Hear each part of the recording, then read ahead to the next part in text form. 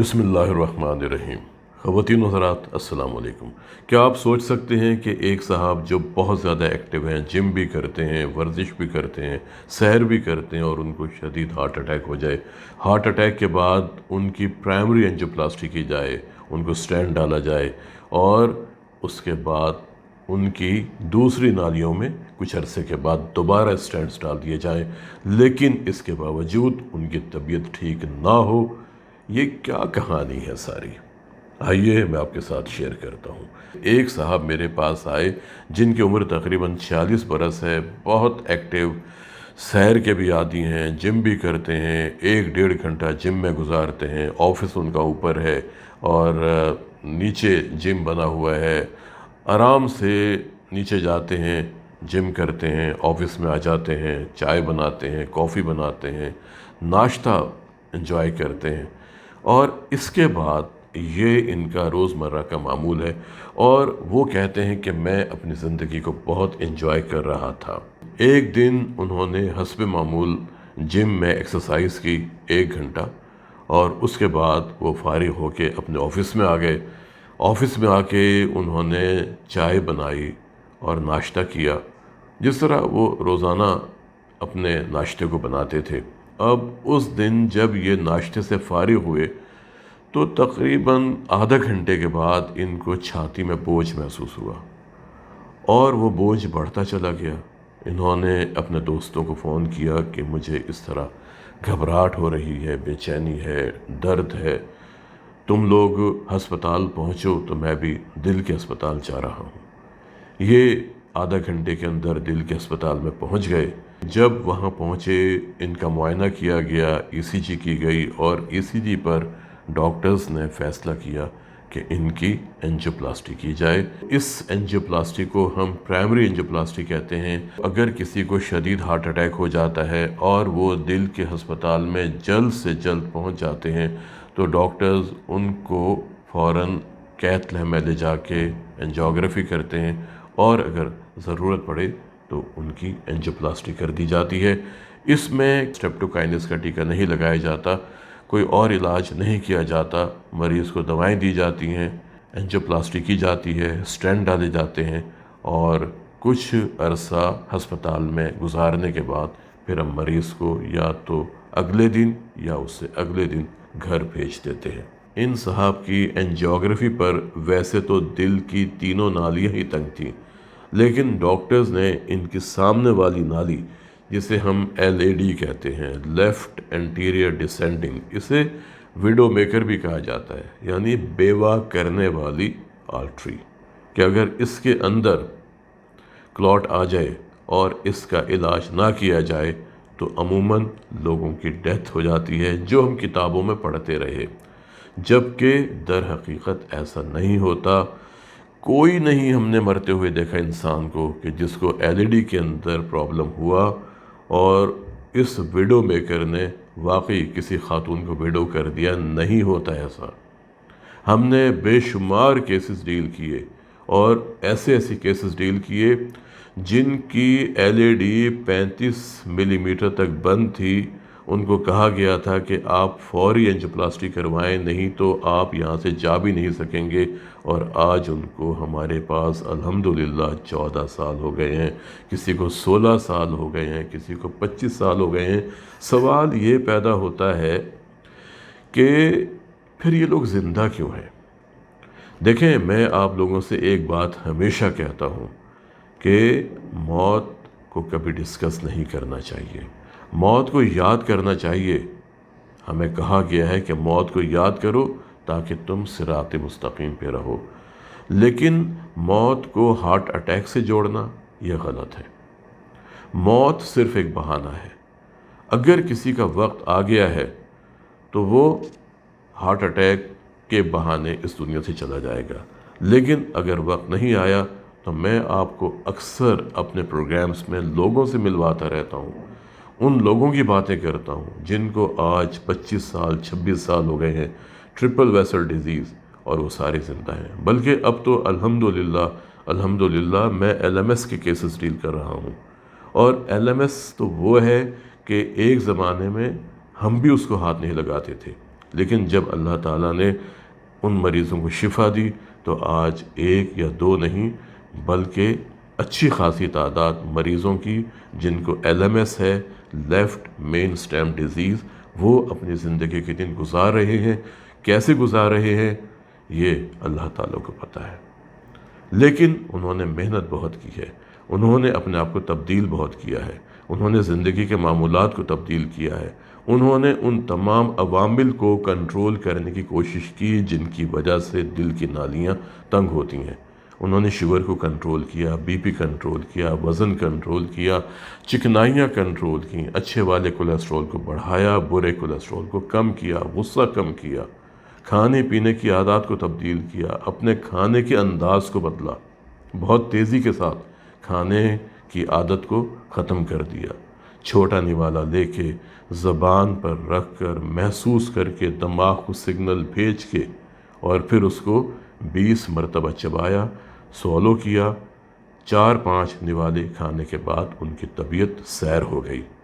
جو طریقہ ہے کھانے کا، کم کھایا، معدے پر بھی بوجھ کم پڑا، دل پر بھی بوجھ کم پڑا اور وہ اپنے آپ کو اچھا محسوس کرنے لگے۔ تو جب ان تمام لوگوں نے اپنے آپ کو ایگریسو وے میں تبدیل کیا تو یہ بہتر رہے۔ میں آپ کو ان صاحب کی باتیں بتا رہا تھا کہ جب یہ گھر واپس چلے گئے تو ڈاکٹرز نے یہ کہا کہ ہم نے آپ کی ایک آرٹری میں اسٹینٹ ڈال دیا ہے، لیکن اب جو 2 نالیاں ہیں ان میں بھی ہمیں اسٹینٹ ڈالنا پڑے گا اور یہ ہم کچھ عرصے کے بعد کریں گے۔ یہ بھی ایک طریقہ ہوتا ہے کہ ہم سٹیجز میں اینجیوپلاسٹی کرتے ہیں۔ بہرحال 2 مہینے بعد ان کی دوسری نالیوں میں بھی 2 اسٹینٹ ڈال دیے گئے۔ اب یہ صاحب جب میرے پاس آئے، ان کی بنیادی تکلیف تھی کہ ان کو چکر بہت زیادہ آ رہے تھے، اٹھتے تو چکر، کمزوری بہت زیادہ، اور مجھ سے کہتے ہیں کہ ڈاکٹر صاحب میرا دل کرتا ہے کہ میں اس ٹیبل پر سر رکھ کے سو جاؤں، اتنی کمزوری۔ بیگم ان کے ساتھ تھی۔ اب جب میں نے ان کا پورا معائنہ کر لیا، میں حیران ہوا کہ ان کے کولیسٹرول کا ریشو HDL کے ساتھ صرف 2 آ رہا تھا اور اس کے باوجود وہ 20 ملی گرام کی اسٹیٹن کھا رہے تھے۔ یہاں پر میں اپنے ڈاکٹرز دوستوں سے کہوں گا کہ اسٹیٹن دینی چاہیے، بہت اچھی دوا ہے، لیکن آپ یہ بھی دیکھیں کہ اس پیشنٹ کا HDL اور کولیسٹرول ریشو کتنا ہے۔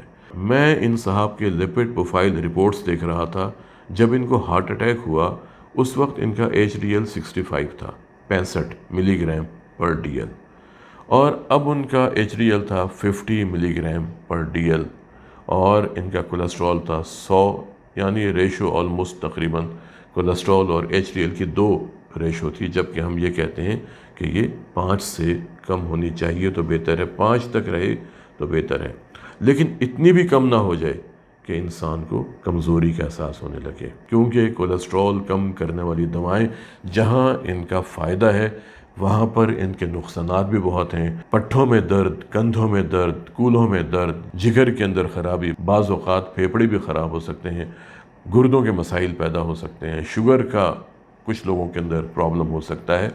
اس لیے یاد رکھیں کہ جب بھی ہم کوئی دوائی دیں ہمیں رسک اور بینیفٹ ریشو دیکھنا چاہیے کہ اس کا فائدہ کتنا ہے اور اس کا نقصان کتنا ہے۔ اگر ہمیں فائدہ نظر آ رہا ہے ہم اس کو دوائی ضرور دیں، لیکن اگر ہم دیکھتے ہیں کہ نقصان زیادہ ہو رہا ہے یا نقصان کا احتمال ہے تو پھر ہمیں دوائی کو روک دینا چاہیے۔ میں جب ان صاحب کا کلینکل معائنہ کر رہا تھا تو لیٹ کے ان کا BP کم تھا، لیکن کھڑے ہو کے تو بہت ہی کم ہو گیا، جس کی وجہ سے ان کو چکر آ رہے تھے اور اسے ہم کہتے ہیں پوسچرل ہائپوٹینشن، اور یہ دوائی کی وجہ سے ہو رہا تھا۔ دھڑکن بھی کم تھی۔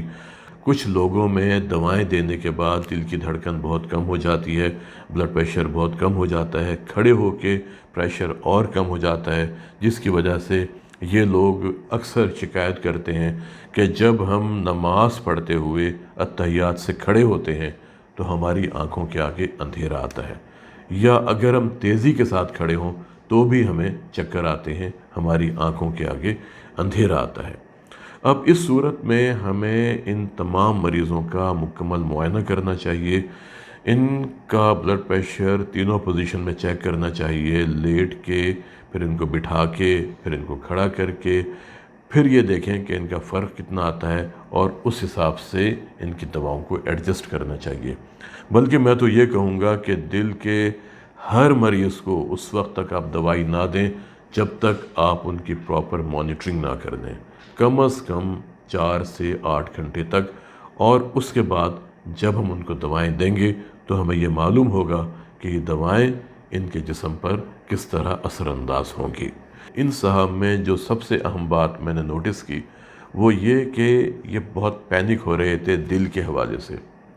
ان کو یہ خوف تھا کہ اب نہ جانے میرے ساتھ کیا ہوگا، اب کہیں مجھے بائی پاس کی ضرورت نہ پڑے، میرا اسٹینٹ کتنا عرصہ چلے گا، میں زندگی کیسے گزاروں گا۔ اگر ان کو سینے میں کوئی بھی تکلیف محسوس ہوتی ہے تو یہ فوراً ڈر جاتے ہیں کہ کہیں مجھے پھر خدا نخواستہ ہارٹ اٹیک نہ ہو جائے۔ ان کو ہم نے بہت ریشور کیا کہ نہیں، اگر آپ اپنے آپ کو تبدیل کرتے رہیں گے، اگر آپ اپنی زندگی کے معمولات کو تبدیل کریں گے، اپنی خوراک میں بہتری لائیں گے۔ انہوں نے ایک کام اور بھی کیا کہ اتنا زیادہ یہ ٹینشن میں آ گئے، انہوں نے اپنی خوراک سے نمک مکمل طور پر نکال دیا۔ بیگم سے کہا کہ مجھے پھیکا کھانا دیا کرے۔ اب آپ یہ دیکھیں کہ نمک ہماری زندگی کے لیے کتنا ضروری ہے۔ وہ لوگ جن کو ہارٹ فیلئر ہوتا ہے، وہ لوگ جن کے جسم میں پانی اکٹھا ہو جاتا ہے، ان کو بھی ہم احتیاط کے ساتھ نمک دیتے ہیں۔ پنک سالٹ، کھیوڑے کی کانوں سے نکلا ہوا نمک، جو پہاڑی نمک ہوتا ہے، وہ آپ کی صحت کے لیے بہت اچھا ہوتا ہے، اور ہم کہتے ہیں کہ اس کا چائے کا پون چمچ 24 گھنٹے میں آپ کو استعمال کرنا چاہیے۔ ان صاحب نے اپنی خوراک سے نمک مکمل طور پہ نکال دیا، بہت ایگریسو وے میں انہوں نے اپنے آپ کو تبدیل کرنے کی کوشش کی۔ نتیجہ کیا نکلا کہ اسپیکٹرم کا دوسرا اینڈ، کہیں تو لوگ احتیاط نہیں کرتے، اینجیوپلاسٹی کے بعد وہ یہ سمجھتے ہیں کہ اب ہمارا دل نیا ہو گیا ہے، ہم جو مرضی آئے کھائیں، ہم تمباکو کا استعمال کریں، ہم الکوہل کا استعمال کریں، ہم بازار کے کھانے کھائیں، ہم وہی عادتیں اپنائیں جو اینجیوپلاسٹی سے پہلے کرتے تھے۔ اور کہاں یہ صاحب کہ انہوں نے کھانا پینا مکمل طور پر ختم کر دیا، چینی نکال دی، وہ تو خیر اچھی بات ہے، لیکن نمک کا نکالنا یہ صحت کے لیے اچھا نہیں ہوتا۔ اور پھر دوائیں بھی پابندی سے کھا رہے ہیں، یہ بھی چیک نہیں کیا کہ ان دواؤں کی وجہ سے ان کا بلڈ پریشر کم ہو رہا ہے، ان کی دواؤں کی وجہ سے ان کا کولیسٹرول بھی کم ہوتا جا رہا ہے۔ یہ یاد رکھیں کہ کولیسٹرول ہماری صحت کے لیے بہت ضروری ہے۔ ہمارے جسم میں جتنے ہارمونز بنتے ہیں ان کا منبع، ان کی سورس کولیسٹرول ہے۔ اگر ہم اپنی خوراک سے کولیسٹرول مکمل طور پہ نکال دیں گے تو ہمارے بے شمار مسائل پیدا ہو جائیں گے، ہمارا دفاعی نظام کمزور ہو جائے گا، ہمارے دل کے پٹھے کمزور ہو جائیں گے۔ ان صاحب کو ہم نے ریشور کیا کہ آپ کا دل بہت اچھا دھڑک رہا ہے، آپ کے دل کی صحت بہت اچھی ہے، آپ نے اپنے دل کی صحت کو بہتر بنانے کے لیے بہت زیادہ احتیاط کر لی ہے۔ لوگ تو احتیاط نہیں کرتے، آپ نے بہت احتیاط کر لی ہے، جس کی وجہ سے آپ کے جسم میں کمزوری پیدا ہو گئی ہے۔ اور یاد رکھیں ہمارے جسم میں خالی دل ہی نہیں ہے، ہمارے جسم میں دماغ بھی ہے، پھیپھڑے بھی ہیں، جگر بھی ہے، گردے بھی ہیں، ہڈیاں بھی ہیں، پٹھے بھی ہیں، ٹیشوز ہیں، ہماری آنکھیں ہیں، ہماری ناک، کان، گلا، ان سب کا بھی برابر کا حق ہے۔ ہمیں ایک اچھے دل کے ڈاکٹر کے طور پر جسم کے پورے حصوں کا خیال کرنا چاہیے۔ اگر ہم دل پر توجہ دیتے خدا نخواستہ گردوں کو خراب کر دیں، جگر کو خراب کر دیں، پٹھوں کو خراب کر دیں، ہڈیوں کے اندر مسئلہ پیدا ہو جائے، جوڑوں میں مسئلہ پیدا ہو جائے، شخصیت کا مسئلہ پیدا ہو جائے، تو وہ بھی انسان کی صحت کے لیے اچھا نہیں ہوتا۔ ایک توازن کے ساتھ، ایک بیلنسڈ وے میں اگر علاج کیا جاتا ہے وہ انسان کے لیے بہتر ہوتا ہے۔ علاج وہی بہتر ہوتا ہے جو ایک توازن کے ساتھ کیا جائے، جس میں دل کی صحت کا بھی خیال رکھا جائے، لیکن اس کے ساتھ ساتھ جسم کے دوسرے اعضاء کا بھی خیال کیا جائے۔ نفسیاتی صحت کا خیال بہت ضروری ہے، ذہنی صحت بہت ضروری ہے۔